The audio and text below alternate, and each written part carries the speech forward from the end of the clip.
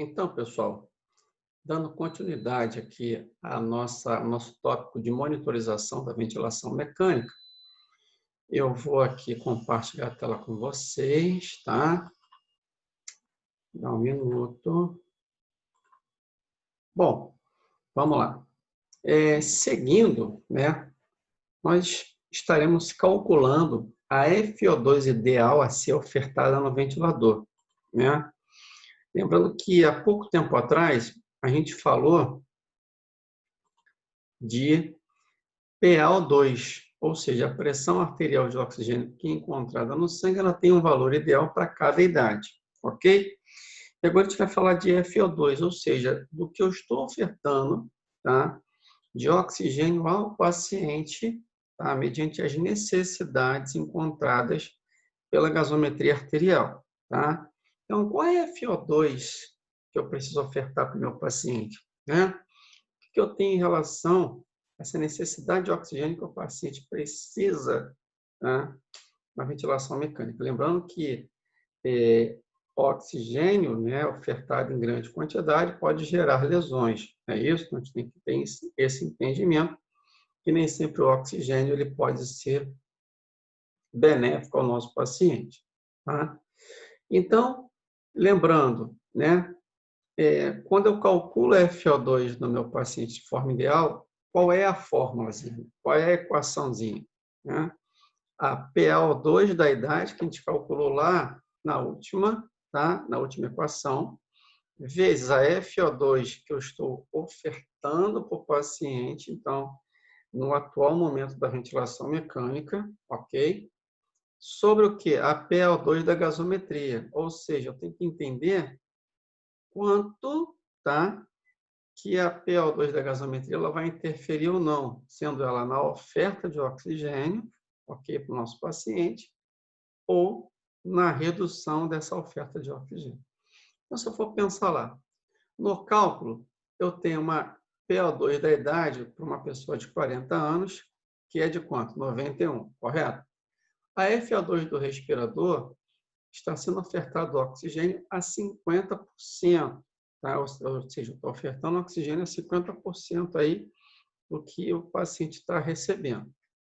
Sobre 140, ou seja, a PO2 da gasometria desse paciente veio quanto? 140. Então, eu entendo o seguinte, se eu tenho meu paciente que está ventilando a 50% de fração inspirada de oxigênio, e a PO2 da gasometria desse paciente veio a 140, ou seja, a gente entende que tem uma oferta de oxigênio sendo que um pouco maior, né? Porque o ideal para esse paciente qual é? 91. E a PO2 no cálculo, e a PO2 da gasometria veio quanto? 140. Então, quando eu faço o cálculo, eu tenho lá 4.550 sobre 140, que foi o cálculo aqui, né? Da PO2 da idade vezes 50, ok? A necessidade de fração inspirada de oxigênio, né? De forma ideal que esse paciente precisa nesse momento, tá? É de 32,5. Então, pessoal, como eu tenho um paciente que tem uma fração inspirada de oxigênio sendo ofertada pelo ventilador mecânico de 50%, né, que dá uma PO2 de 140, sendo que a ideal dele é de 91, eu posso reduzir essa fração inspirada de oxigênio, que está 50%, para 32, ou seja, eu estou reduzindo, estou desmamando, tá, o oxigênio que eu estou ofertando no respirador para esse paciente, sob o quê? Uma condição de forma ideal, né? Então, eu estava lá ventilando esse paciente com 50% de oxigênio. Veio a gás, a PO2 dele na gás com 50% é de quanto? 140 milímetros de mercúrio. Calculei o que é o necessário para ele. Então, qual o necessário? 32,5% de FO2 sendo ofertado. Ou seja, a gente tem que diminuir esse oxigênio aqui que eu estou ofertando. Beleza? Então, é o que a gente tem de necessidade de FO2 alvo para poder ventilar esse paciente. Tá? Bom, falando de monitorização, a gente fala também de complacência, né? O que é a complacência do sistema respiratório? Ela corresponde à relação entre o volume corrente e a diferença entre a pressão alveolar ao final da inspiração em fluxo zero. Ou seja, quando eu faço uma pausa inspiratória, tá? Eu tenho a diferença entre o volume corrente e a pressão que é exercida no alvéolo para manter uma boa troca gasosa. Tá?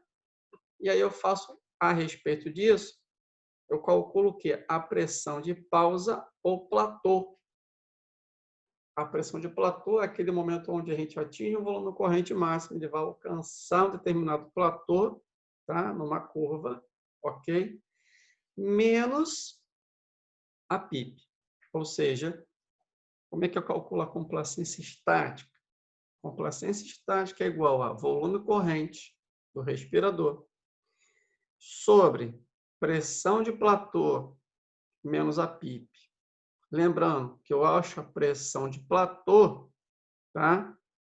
Na inspiração, ao final da inspiração, eu pauso no respirador, aperto o botão de pausa inspiratória durante 2, 3 segundos e essa pausa inspiratória vai me dar o quê? Uma pressão de platô, ok?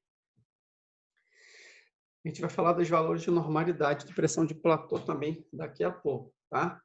Então, quando eu faço a pausa inspiratória, para calcular a complacência estática, eu tenho lá, o cálculo da complacência estática, volume corrente sobre pressão de platô, que é o momento que eu faço a pausa, menos a PIP, tá?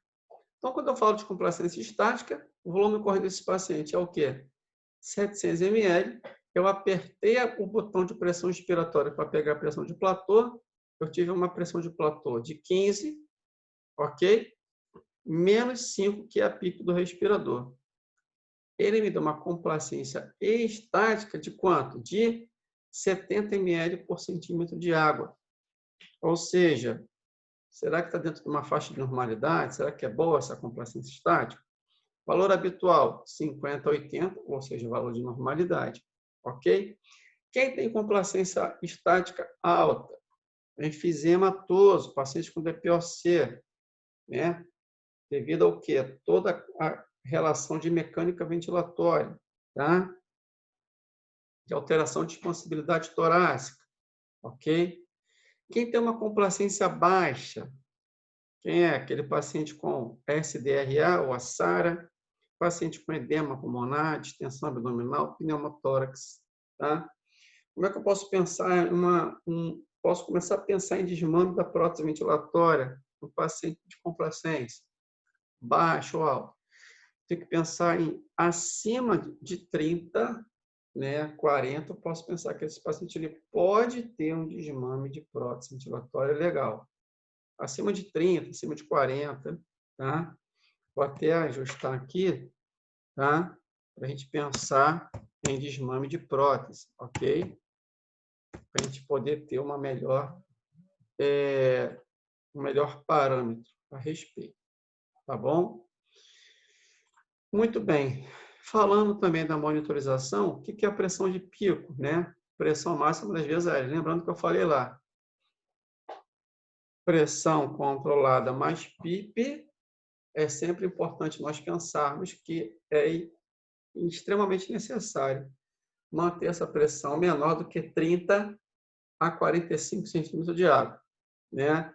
Mantendo ela em 35, 45, eu entro de faixa de normalidade, tá? De pressão de pico. Lembrando, pressão de pico é a pressão controlada mais PIP.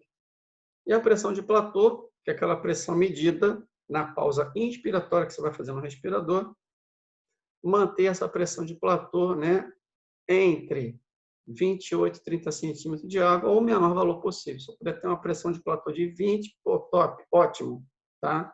Eu consigo fazer uma monitorização de pressão de platô ideal.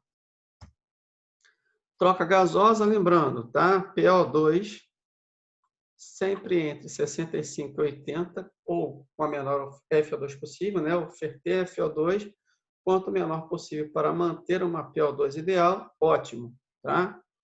Índice de oxigenação, relação PO2-FO2, ou seja, o que está referente à pressão arterial de oxigênio com a fração expirada de oxigênio que esse paciente recebe. Então, é uma relação direta, tá?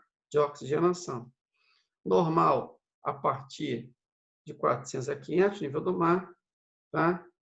Eu tenho entre 200 e 300, 10 a 20% de chance, ou seja, de baixa perfusão.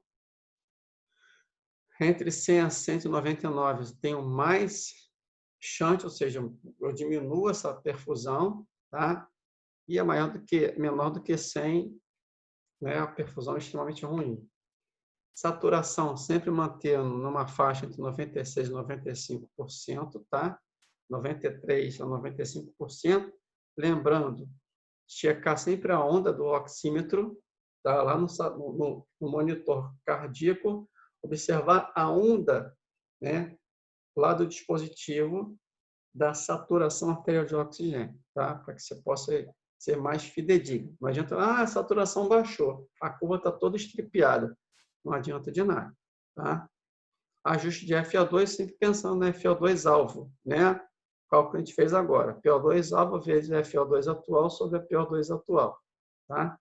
pH sempre mantendo 135,743, é importante, tá? PCO2, manter valor conforme pH. Eu tenho um pH 7,35, é importante manter aquela PCO2 de 35, 45. Tem um pH de 7,36, 7,38, sempre mantendo a faixa de normalidade, tá?